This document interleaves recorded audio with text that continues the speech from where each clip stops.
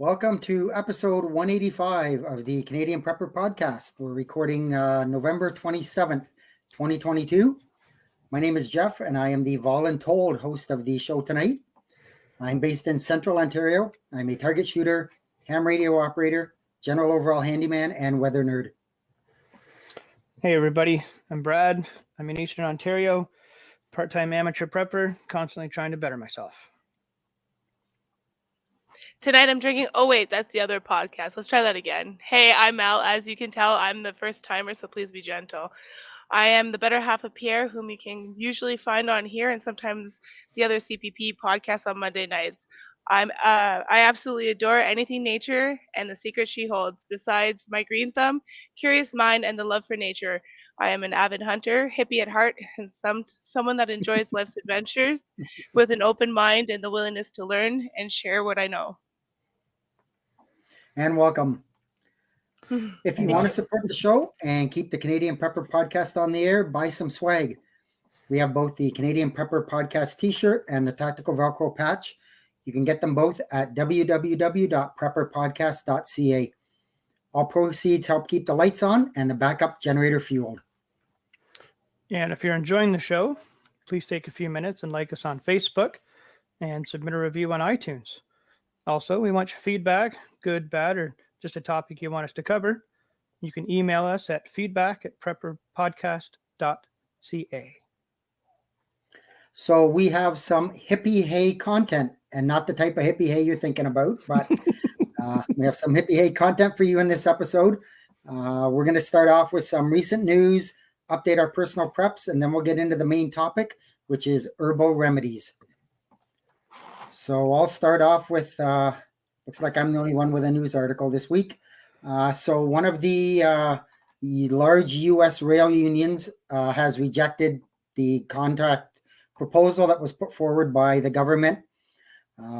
Just for a bit of history, there's 12 unions involved in the railroad.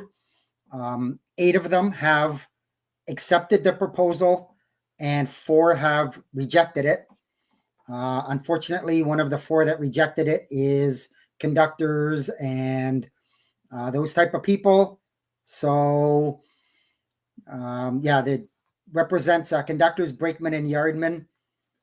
They rejected it barely. The vote was 50.87% to reject it.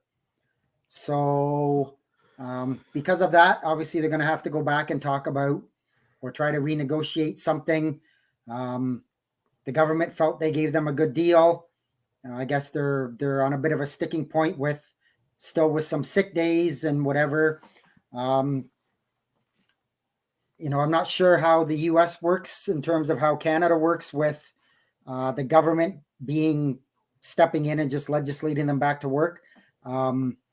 Considering everything that's going on with supply chains, and we've talked about it on other podcasts where especially like the Mississippi River's drying up and they're only able to run 60% load capacity on the barges and stuff, that any extended shutdown on the railroad would probably literally bring the U.S. to a gridlock.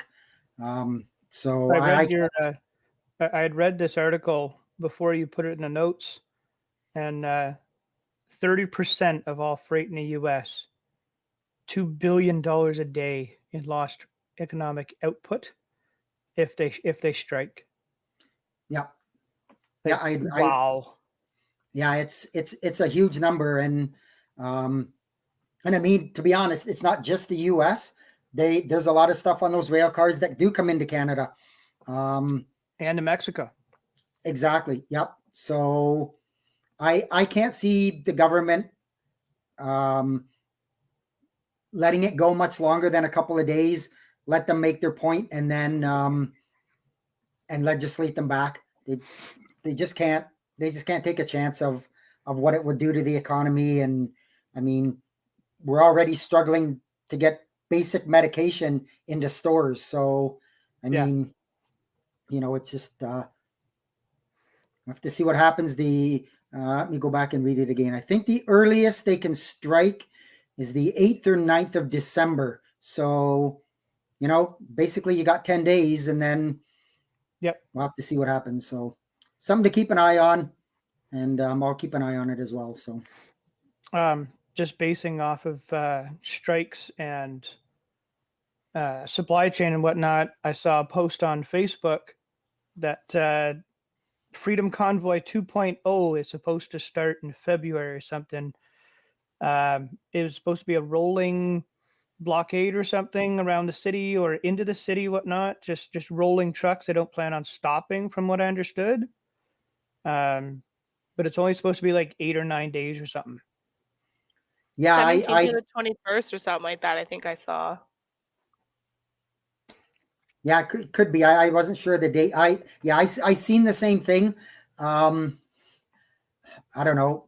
My opinion, with what went down with the last one, I can't see the police and or the government, or considering it's the Liberals, I wouldn't even see them past having military assistance.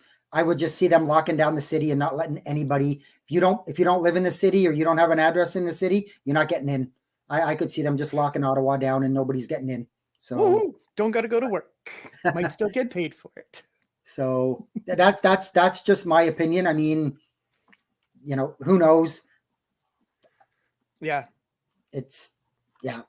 nobody knows. It's too early, but yeah, I did hear that as well. So yeah, it's about all I really got off of Facebook. I don't get onto Facebook a whole lot anymore, and I saw that pop up.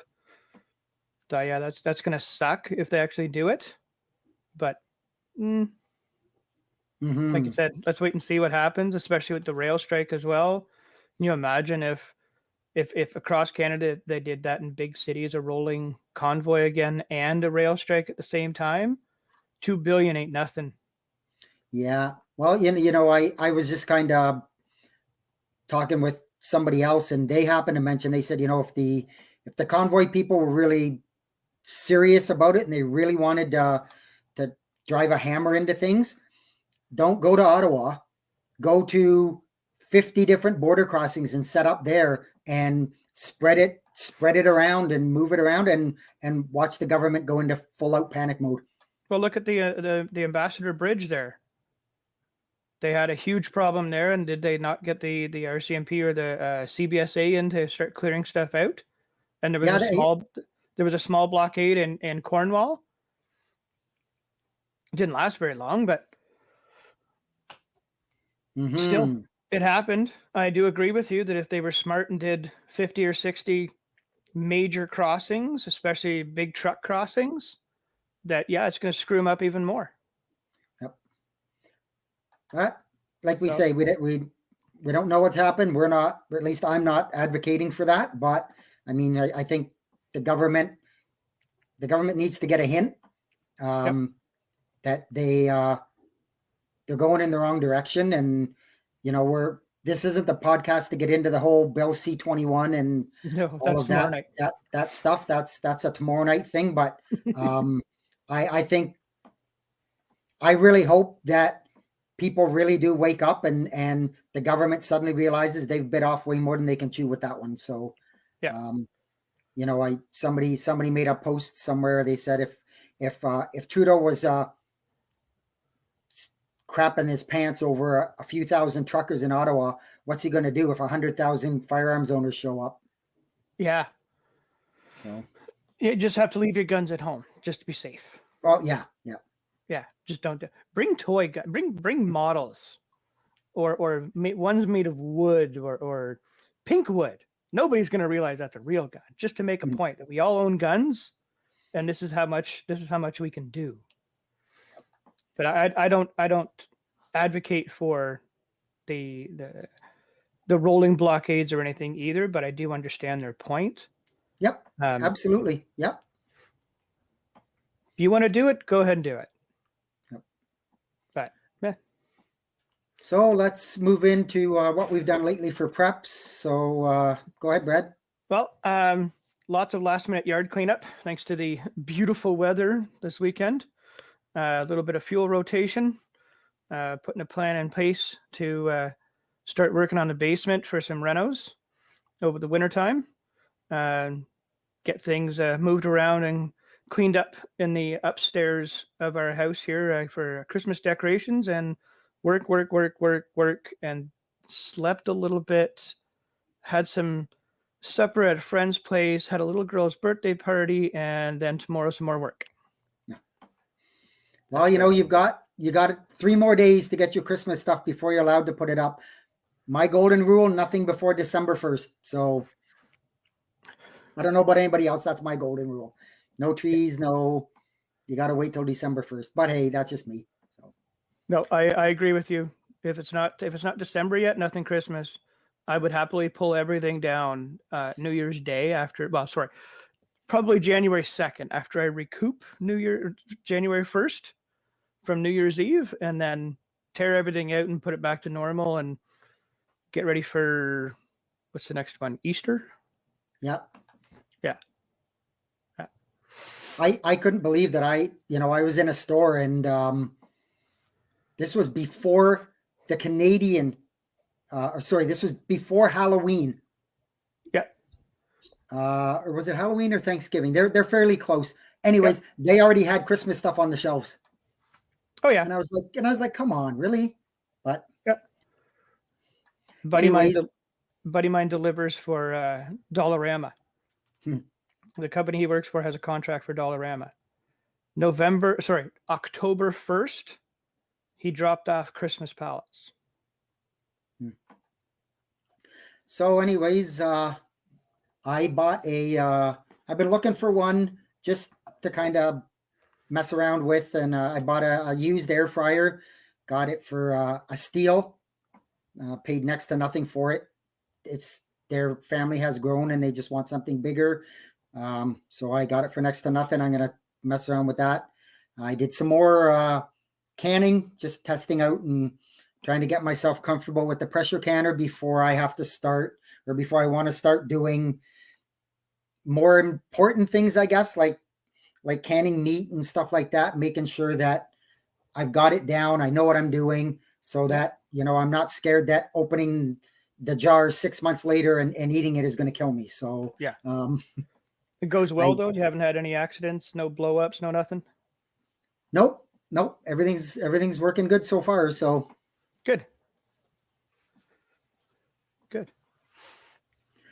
So, you have anything, Mel, or? Besides Brad and Pierre doing our camper and testing out our new cover that we got, I really didn't do anything except for our daughter's birthday prep. We were busy doing that. Unfortunately, in this house, we have a tradition of putting up the Christmas tree after our daughter's birthday. So we do have that up. No decorations. However, it is hunter themed, and Brad can contest to that one. Yeah, very much hunter themed. It absolutely looks fantastic. If it's just the hunting stuff on it, and the lights that she puts on and everything, it looks fantastic. You should really take a picture of that, Mel, and put it on the chat. We will once I get, convince Pierre to actually pull up the bins for me. I'm kind of a gimp, so I can't do that on my own, but trees up. Let me help with that today. But other than that, we haven't done any preps. So I guess we're just going to get prepared for Christmas, and then it's the birthday, and then it's all the wedding stuff from there. So hopefully, I don't know. We're having plans to be looking for a house and stuff like that. So anything big like what you're doing, Jeff, with the canning and stuff like that, we're going to try and hold off until we get somewhere, just because we can't take the temperature good in the house and all that stuff. So just main focus of, going through the old crap. Yep. All right. Well, with that, we'll move on to the main topic, herbal remedies. So before I turn it over to Mel to have her little say there, again, just the old reminder to everybody, none of us are doctors. None of us are medical experts. We are not giving you medical advice.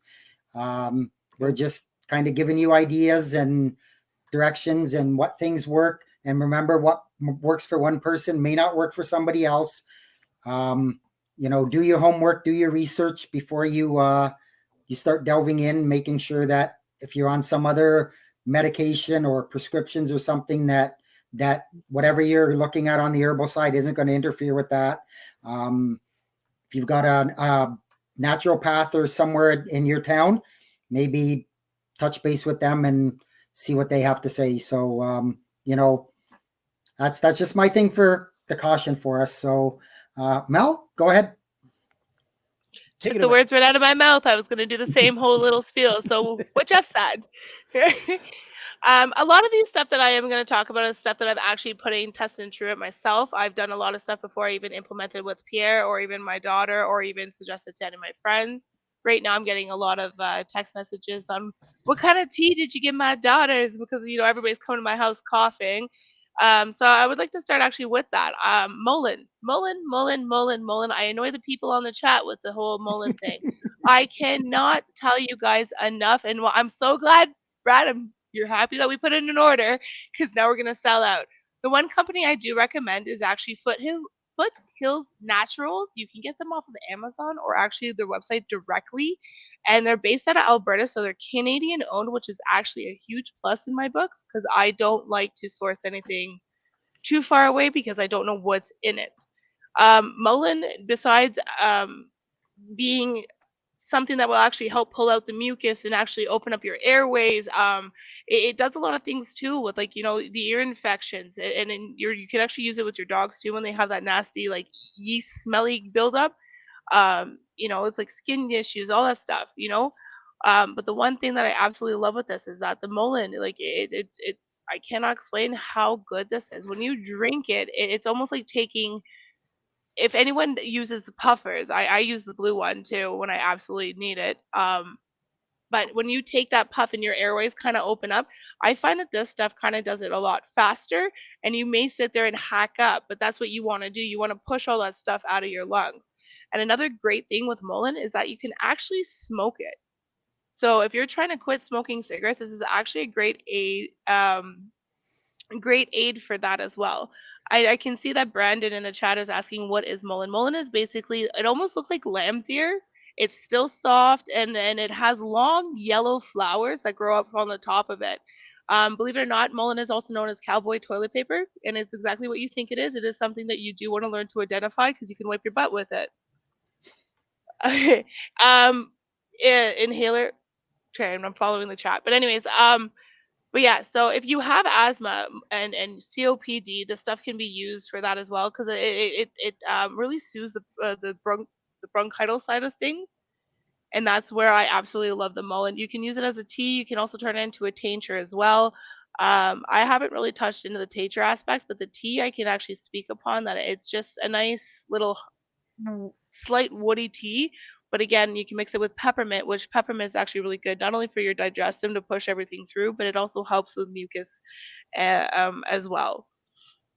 Another great thing too with it, like with the peppermint, since I mentioned the peppermint, like it does a bunch of other stuff too. I use it for heartburn relief, but when it comes to just give me a sec when I'm taking my looks. So yeah, it pulls out the phlegm as well. And I was reading earlier today when I was doing my notes. There's another herb called caraway, and that will actually push away more phlegm and mucus out of your lungs. So if you actually team that up with peppermint, it will double back and be like kind of like a powerhouse. So that is actually on the list of my things to try because I do have some sinusitis going with me, and it does help alleviate some of the things when I do team up Mullein with peppermint. So I can only imagine what it can do. Another thing that's great with peppermint tea is the fact that you can actually use it for oral hygiene. And when you get sick and stuff and you're lazy and you don't want to do anything, you don't want everything else to fall because our teeth is actually attached to our heart. And the last thing you want to do is start messing with our heart because it is our blood. And our blood's already messed with anyways when we're sick. So the last thing we want to do is mess up anything else that we have to focus on. So a great thing is I don't even know where to go now. I'm so excited here. um, yeah, peppermint too is actually if you mix it in with eucalyptus and lavender oil, and then you use the coconut as a base, coconut oil, you can actually turn that into a homemade vapor rub. And I know some people voice concerns on like not I'm not mentioning the company name, but you know what I'm talking about. And when you use that, there's a lot of extra whatever you want to call it in there. So if you want to kind of keep it like these are the ingredients, I do recommend at least doing coconut with eucalyptus and peppermint. And again, it's the same concept as what you get in those little jars at the grocery store. You legitimately lather it on and you just breathe it in. The reason why I like to pair it with the lavender is because the lavender is actually an anti-inflammatory. So as you're breathing that in, everything inside your body, believe it or not, does have a inflammatory, I guess, kind of component to it. So when you can alleviate all that and you can alleviate and soothe, you're able to breathe a lot, eat better, and it doesn't hurt as much or.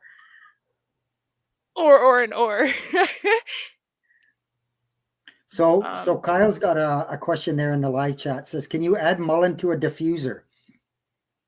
I don't know, and I don't see why not. For the simple fact is, it's like this. Almost take like putting tea water into your diffuser. You're gonna breathe that in anyways. And if you do that, which I don't see that there would be an issue, because again, you're breathing in those water vapors. I would say team it up with a Himalayan salt lamp, because those themselves will actually purify your air. So it will absorb any impurities in the air, and it will, yeah, like it just legitimately absorbs it into the actual salt, and then it kind of just purifies the air when it releases. It's kind of cool. So with that salt lamp, Mel, can you leave that on all the time? Yes, you can. And the thing is with those is that the bulbs, they don't run as hot as what you think they would. Pierre and I always get just the typical Christmas lights. I wouldn't do the LEDs because you do want a bit of that heat coming off, because that's what kind of activates the whole salt process. However, stating that, the only thing you want to watch out for is if you do use a Himalayan salt lamp, is that if it's too humid, you will get the sweat effect, and you'll see your lamp will start to crystallize on the bottom. There's nothing wrong with it, but I mean, if you want to keep it looking kind of pretty. And it's a sign that it's too wet in the room. Exactly, Yeah. which again could point you to other problems that you might be having, whether it's mold or something else that could be going on in your house too. So if you keep an eye out on that, and that could be what's feeding whatever persistent cough, cold, or whatever you're having. Yeah. Now, so it is a good indicator. So if I leave that thing on all night and it's generating heat, do I need a CO detector with it? No, Alan would be happy for that. 22 minutes and 10 seconds. Well done, Brad. Next will be can openers. Just waiting. Oh, I got that one covered.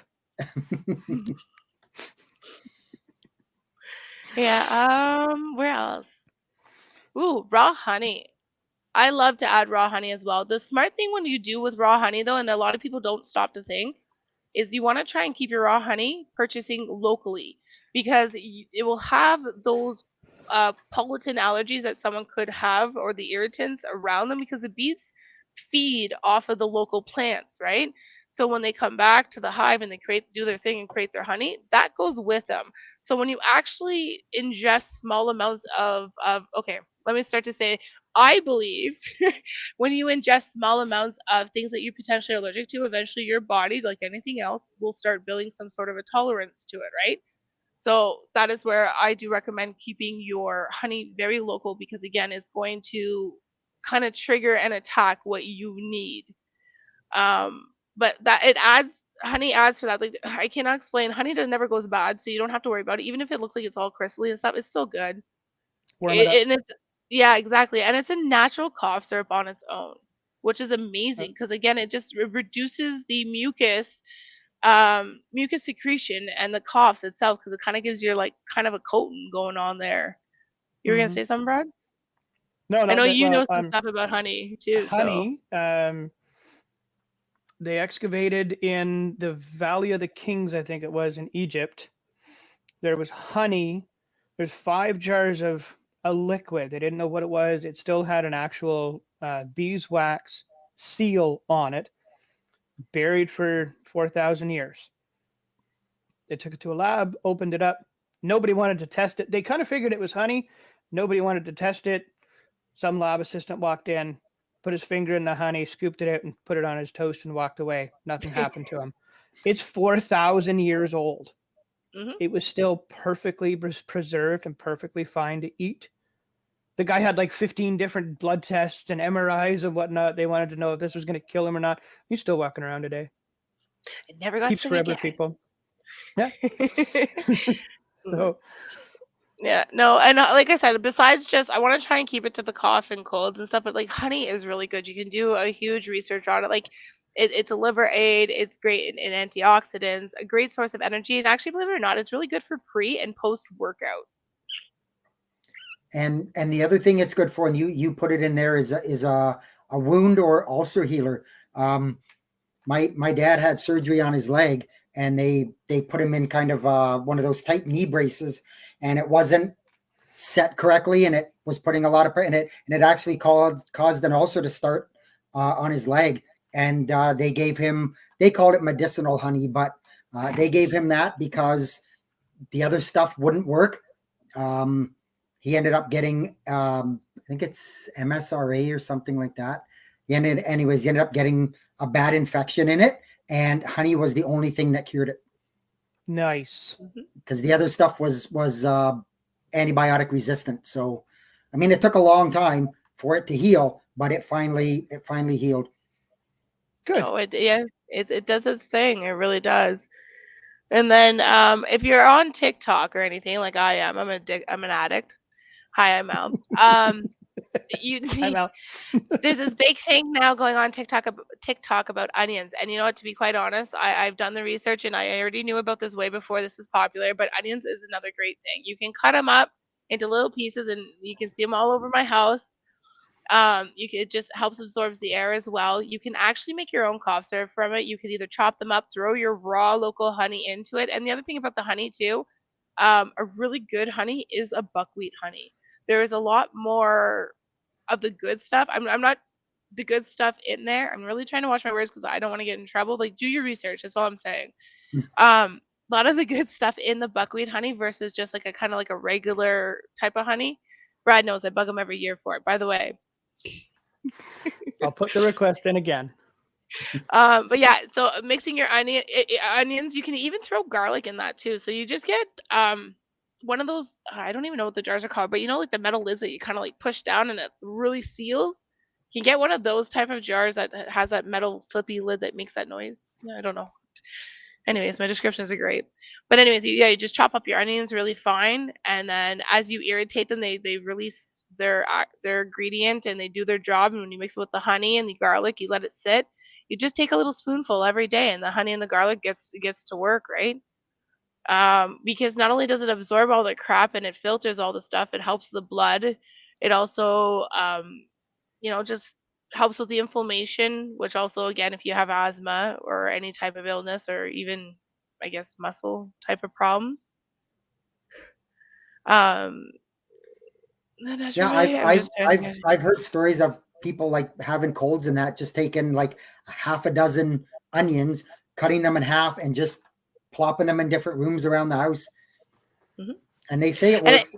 I couldn't tell you, but it does it does matter what kind of onions that you do have. Like red onions is kind of like a quick way to state is like a red is kind of like immediate, where yellow is kind of maintaining. White are good to eat, in like salads or whatever, but even if you eat them raw, they still kind of help and do the same things. You don't necessarily need to go to the full extent, but the extra honey and garlic, and when you use their properties, it kind of helps along with all that. So what else do we have here? I'm I'm trying learning to touch new on. things. You haven't learned enough yet? you did sort of touch on lavender, but not really. If you want to maybe go a bit more into, I've heard a lot of good stuff about lavender.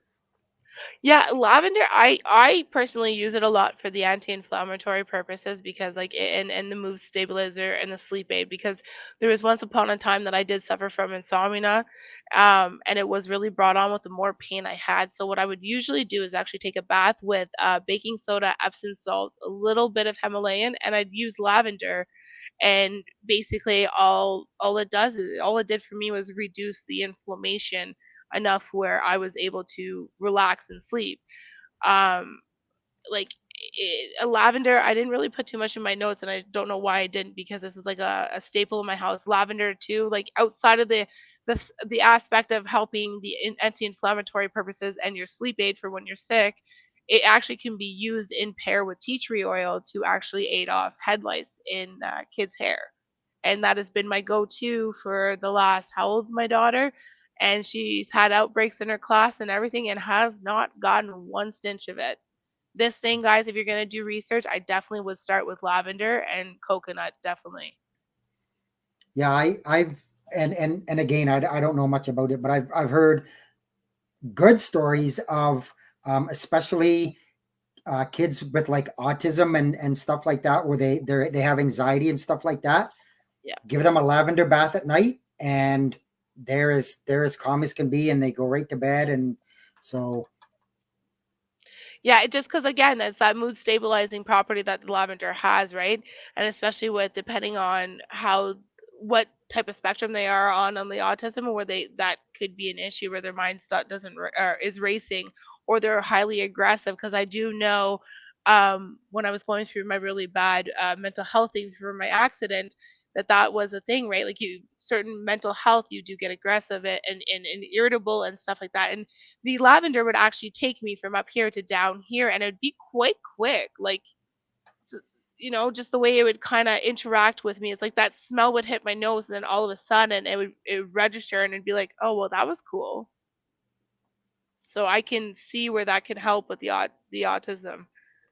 I And I'm a remember big when believer. our daughter was younger, and she would get a bath, twice, 3 times a week, whatever. There were times if it was later at night and she was still very hyper, tell her we're gonna go have a bath. Put some that lavender, baby oil stuff, bath time stuff, whatever, into it, and you some of those nights, yeah, you put a little bit extra in there, and you get the whisk out and make sure that's really mixed in, and nice good hot water. And she came out of the bath, you dry her off, put her in PJs, and you would have to run down the hall to get her into bed before she passed out. It was pretty damn quick. But yeah. Yeah, no. Lavender is really good. Like rosemary too is also really good too. Like if you do one of those steam bowls or whatever, like you put out really hot water, or you can even boil rosemary, lavender, and thyme in a pot and put your towel over and you breathe it in. Like, you know what I mean? Yep. I don't know if I've it's done specific that. or, but I've okay. done that But yeah, before for asthma. yeah, and like the rosemary will help with your breathing. So will the thyme, and so will the lavender, and it's all almost the same properties, right? Like it's anti-inflammatory, antibacterial, or antifungal. So again, depending on like what you're sick with, that's what kind of herbs or teas or food stuff you want to look for, right? Like if you have a fungal thing going on with your body, you don't want to take something that's antimicrobial, or you know what I mean? Unless there's some sort of component to that. So that's one thing I do Yeah. say, that when you are playing with these, the one thing you do want to make sure is that you kind of have an understanding of what's going on with your body, right? Because like I do have things in my notes where, if you do have candida or a type of co-yeast infection, it would help with that. It will alleviate all that stuff, you know? The one thing I did want to talk before, sorry. No, keep going. I was gonna go to lemon juice, because the fact that when you get sick, we all know vitamin C is like kind of like the key ingredient. And this thing will also help you absorb the iron, and that will Mhm. help you with your blood, and that's huge when you're sick, right? Because you want to make sure you have that oxygen in your blood, because again, that helps your immune system, that pushes all the way through. The only thing is that when I did list other examples besides like lemon juice, I do have limes, oranges, peppers, berries, broccoli. The only thing is that if you do have a thyroid issue, is that you don't really want to touch anything in the broccoli family, and that actually stems from the oh shit, mustard. Oh, I was talking to you about this the other day too, Brad. I don't remember the name of it, but anyways, it's a form of mustard plant, and they just took it and they created Brussels sprouts, broccoli, cauliflower, and a few others from this plant. So you want to make sure that, because it does mess with the thyroid hormone, and the last thing again you want to do is add more problems to when you're sick. So it's good to I know don't your remember that. bodies. No, we I don't remember that. gotta stop pulling out the whiskey and scotch, eh? Is Pure into your Glenlivet tonight? No, it's downstairs hidden. Uh, and another good thing too is the chicken broth. Chicken broth, chicken broth, chicken broth. So not only do you want to make sure you get your electrolytes into your body, and a good electrolyte combination, honestly, lemon juice, Himalayan salt and natural sugar like monk fruit sugar. Or you can go even as simple as apple juice and Himalayan salt, just a pinch, and into your drink. Because when you're sick, you want to make sure you're hydrated. But at least with the chicken broth, you are getting some more nutrients than just the sugars that are basically in all that, right? Because when you break down lemon juice, yeah, you have all these beautiful compounds, you still got sugar. So you want to watch how much you ingest sugar while you're sick, and that we know that stuff, right? But like yeah, the chicken broth So helps repair the muscles, bones, skin. Sorry. no, that's fine. The big crave right now is bone broth. So is that as good, better? What's your thoughts on? Same thing. It's basically like I eat keto. Well, I do kind of do a dirty keto, and that's the same thing. Like it's to help feed your muscles, your bones, and your skin and your blood cells. Like it's to give you that extra boost of like minerals and iron and like iron and what's the other thing I was thinking of here? Yeah,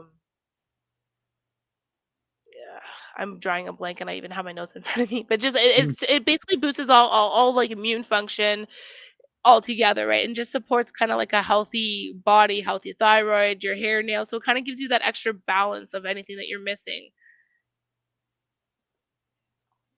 Yeah.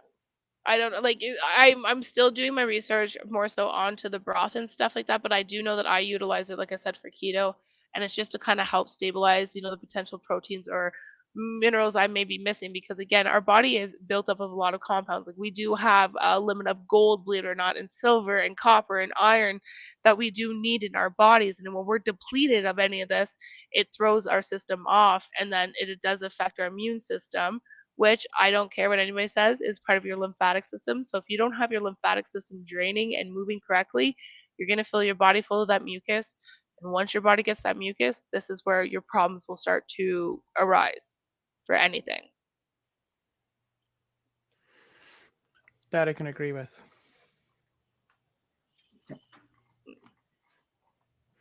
So I know, and it's not in the notes, but I know a lot of people take a garlic supplement or use a lot of garlic in their food and stuff like that for, again, like for the blood and and that kind of stuff.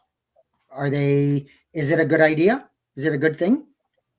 I'm not going to disregard supplements altogether, but my personal feeling, I won't put that stuff in my body because the simple fact is that I've been finding that my body itself will react to certain types of fillers that Western medicine or Western society, or however you want to put it, puts into their stuff. So I personally don't. But again, if you see that you have great results with certain supplements, all for it. If your naturopath, your Chinese medicine doctor, or whomever you're seeing is saying that this is what you should be taking, you should be putting the trust into them. But again, like I don't. I personally like to take it right from either garden to whatever process it needs to me versus adding anything else. So I don't know if you would know or not. Kyle is asking in the live chat. Are there any herbs that are considered an expectorant? I think that means it helps you cough up the phlegm and all that stuff, right? Is that Oh, yeah. If that's what the definition is, mullein will help do that. The peppermint will help do that. Like I said earlier, I read it. The Carter Way will do it as well. Believe it or not, coconut oil will actually help with getting some of that out as well because believe it or not, coconut oil tends to draw out all the toxins. So when you actually do coconut oil pulling in your mouth when you swish it around, it draws all that nasty crap from the plaque, your cavities, all that stuff that's going on. And when you cough it all up, like you're coughing up all that crap in your mouth, and it will pull the stuff from your lungs, especially if you team it up with mint. It adds like an extra aid because mint's really good for, like I said earlier, for the oral hygienic part of it. But So like a mullein will do the same thing. Sorry. so like a peppermint, you can add that in and expect to get a good result. Yeah, you can even, like I said, you can even brush your teeth, and then you can use your even your tea to swish around afterwards. And like Brad knows, I don't use the typical toothpaste that you will see in your grocery store.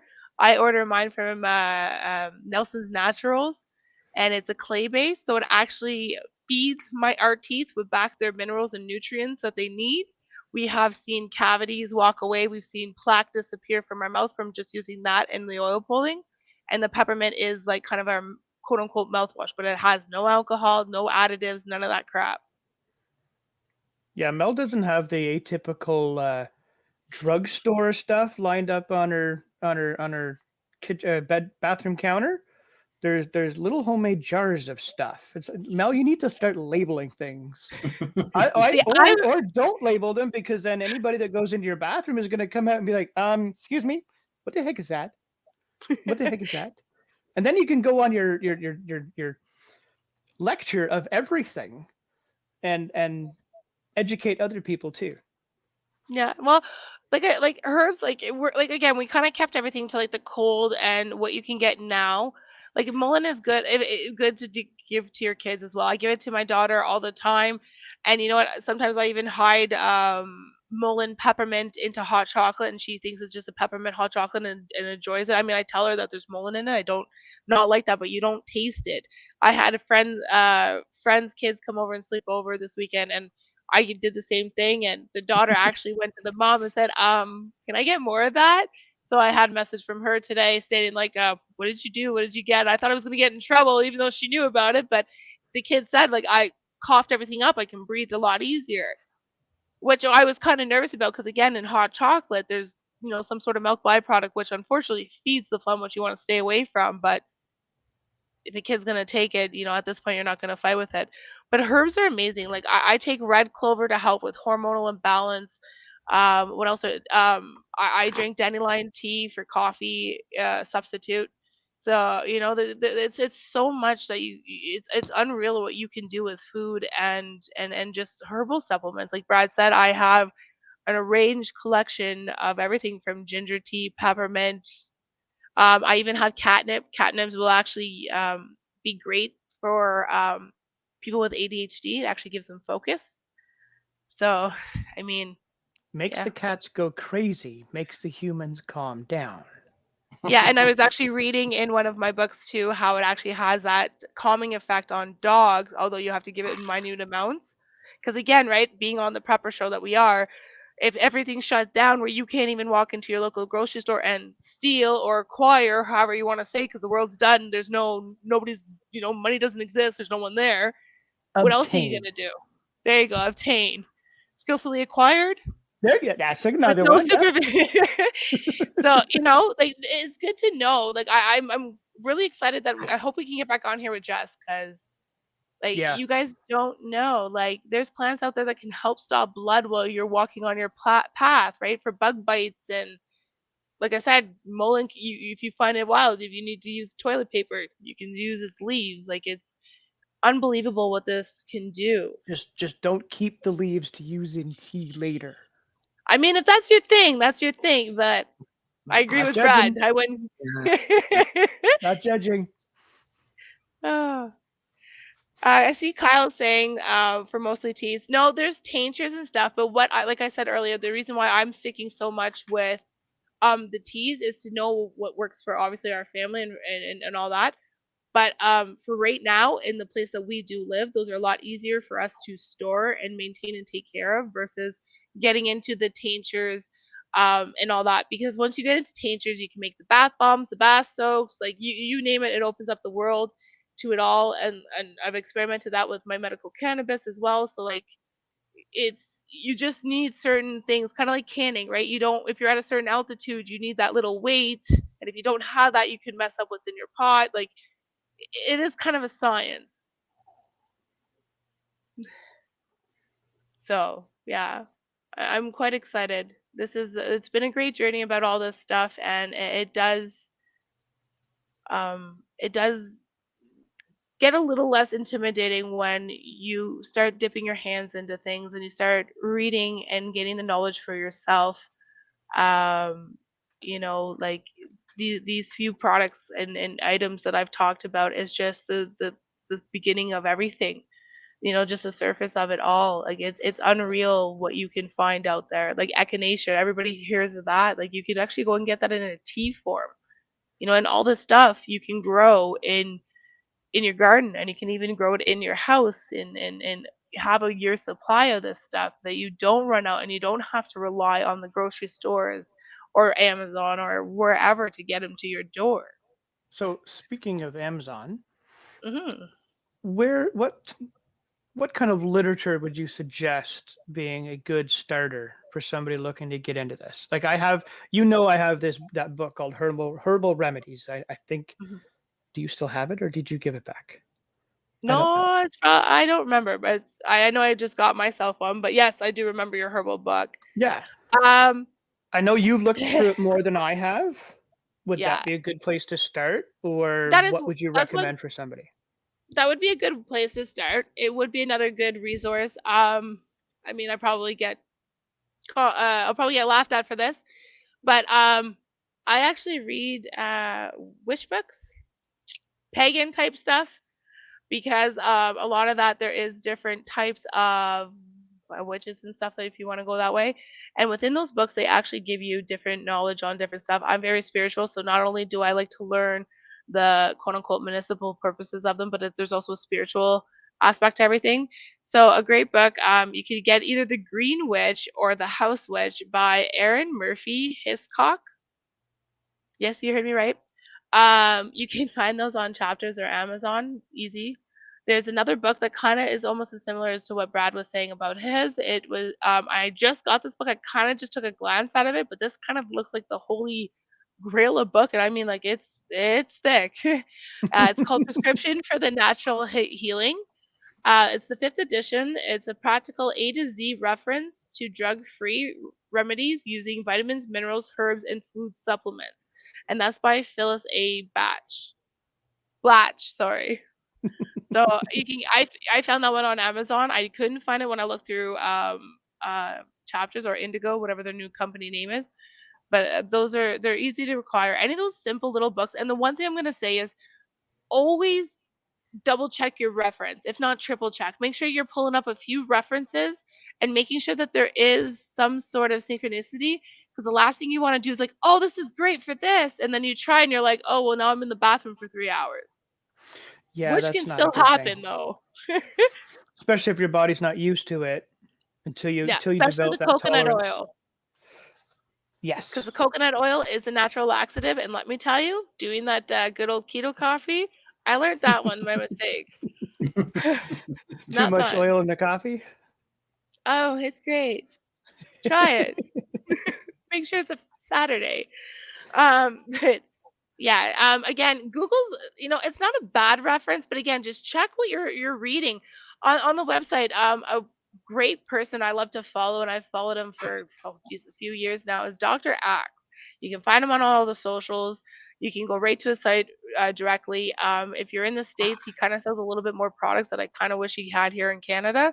But here in Canada, you can get the bone broth supplement. You can get the collagen stuff, which is amazing. Collagen feeds your body and your muscles and all the ligaments, and it's really good for the hair and skin and all that balance as well. Like, it's just giving your body the love it needs that you might be missing, type of thing. Dr. Axe. Yeah, Hmm. Yeah, I just popped a link into I saw that. I've never heard of the him chat there. before, but something Years ago, definitely check it. years ago he popped up on my Facebook or whatever, and I kind of just started watching his things and did my own research on what he was saying and stuff, and just kind of also did a research on him to kind of see who I was following, because I'm that type of person. And I just found that he's just all around, humble and genuine. Him and his wife, because I forget what his wife does, but she's into that natural, nutritional stuff as well. They kind of work really good as hand in hand. Like, I don't know. Check him out. Like, he's really good. But again, no matter what I recommend, I do recommend you guys to always double check your facts, and always, if you're experimenting with any of these, do one at a time. Make sure it's good with your body.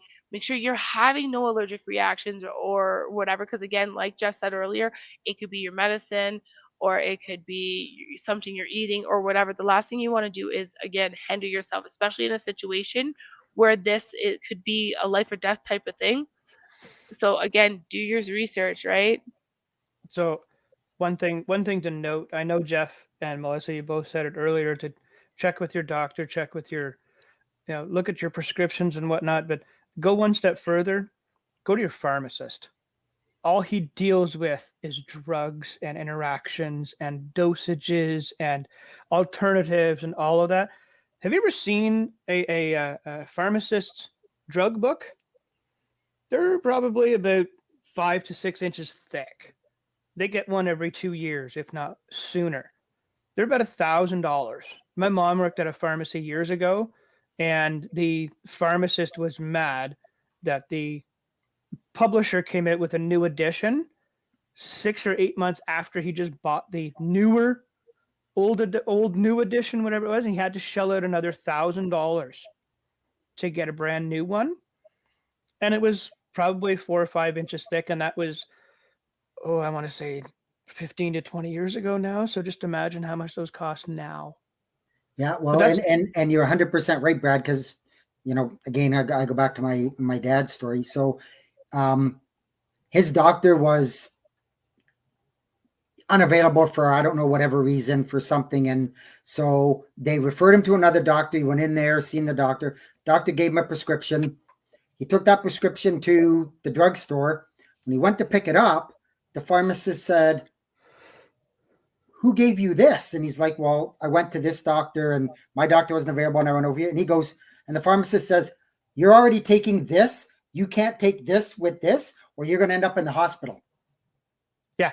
So, yeah, it was, and I had no idea. Go ahead. Yeah, I was going to say the doctor obviously wasn't paying attention or didn't even look at the history of what he was already on. Just, "Oh, well, here you can have this," and away you go. And so I have a sensitivity to a certain type of medications, and I screwed up my ankle years ago, and it was about a year or so later, and I was having some more problems with my ankle, and it was getting like inflamed. Well, not inflamed, but just bigger. It kind of looked like I was retaining water, but just in my ankle. But it turns out I had nicked a nerve or something there, and it was starting to balloon out a little bit. And I went to the doctor. I went to a walk-in clinic. Of course, they don't have access to my entire file. And the doctor prescribed me naproxen. Well, naproxen is in that family of medications that I'm sensitive to, and I had no idea of that. And neither did the pharmacist. I went and filled a prescription, took the 2 naproxens, took a Tylenol, took a shot of whiskey, and passed out. I got up 6 hours later, just hives all over. Went back to the pharmacist. Okay, what the heck gave me this?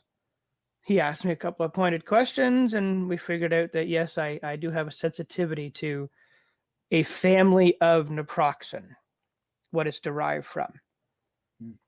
I told my mom that afterwards, and she was the one who had worked at the pharmacy. She's not a pharmacist or a medical professional, but just a worker in the drugstore, filling this bottle, filling that bottle, doing this, doing that, helping people to cash, doing a whole bunch of things.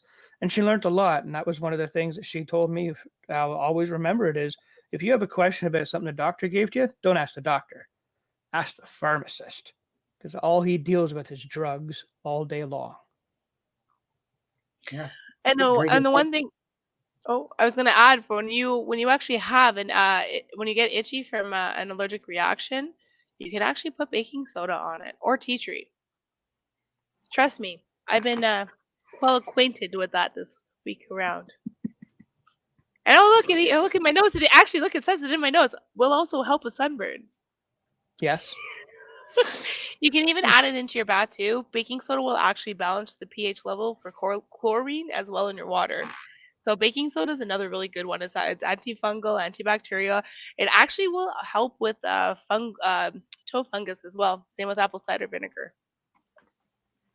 Mm-hmm. Well, I wish I would have known that a few months ago, because I got a pretty bad case of the shingles, and I was just looking for anything and everything to try and get rid of the itch and get rid of the pain. And yeah, that would have been great if it works for that, which I would think it does. But I would think so too because I like to tan, and for some reason I've had some sort of reaction to the tanning, and I I don't know why it came into my head one day, or the other day, but I'm like, I'm gonna put some baking soda on one arm and tea tree on the other and try it out. The baking soda took a little bit longer than the tea tree, but when I woke up in the morning, the baking soda side of my right arm was actually all the bumps and stuff are gone a lot more than what it was on the tea tree side. And I can understand why it would do that for the fact that it does help balance the pH of our skin. So it does make sense. I just read that comment, Jeff, of what will help with the case of the Ians, and I agree with your response there. Nothing. Or a good hearty glass of Glenlivet. Yeah, that could do it too. Glenlivet solves everything. Trust me. Mm-hmm. No, I'm kidding. Don't do that. Anything else, Mel? Any that we haven't Not covered that you'd like to get out there, or not so much for this, because I mean, when you start talking about all this stuff, it kind of gets overwhelming with everything. So I mean, if you take anything out of this, mullein, coconut oil. Oh, geez, Pierre. Mullein, coconut oil, and peppermint will be your best friends. Because with the coconut oil, you can use any essential oil because you need a carrier when you use essential oil, or you could end up burning your skin. So if you're doing the vapor rub, the coconut oil is really good. And if all you have is that peppermint oil, it will still open up your lungs. And the mullein too will push everything out and clean everything out as well. Like it's those three are kind of the combo you want to keep in your household. And onions, I mean, very odd people don't have onions. If you're allergic to onions, keep the garlic because you can actually take our garlic and mash it up into a paste and throw it on the bottoms of your feet. You can use potatoes.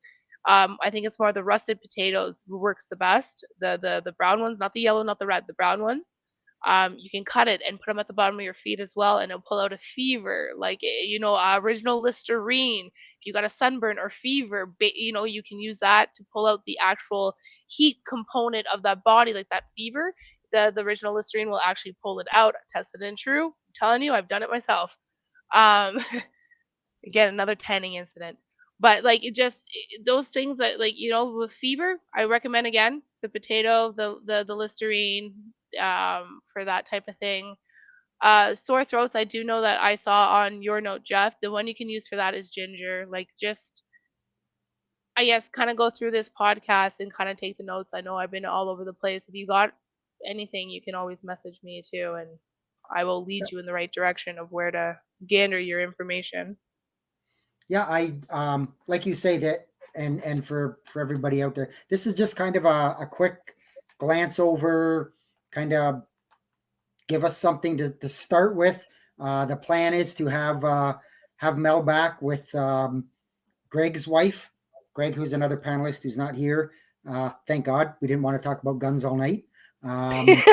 So that they're gonna get together and hopefully do another podcast and delve a little bit deeper into some other herbal remedies and stuff. So stay tuned on that. And I guess if you don't have anything else, we'll move into the podcast challenge. Yeah, so no, I'm good. The podcast challenge is do your research. We've said that. Mel said that. I said that. Do your research and see if there's herbal remedies that may be helpful for you. Yeah. Upcoming events. We don't have anything upcoming right now. Of course, if you really want to, Christmas is coming in 5 weeks, but hey, I didn't go there. I didn't do it. So I'll jump into my weather blurb. Just things have. There's not been a lot going on lately. That's going to change a little bit. There is a good potential for a potent storm to hit the south central U.S. probably starting on Tuesday. The parameters for this storm are very similar to the tornado outbreak storm from December of last year. Doesn't mean it's going to happen.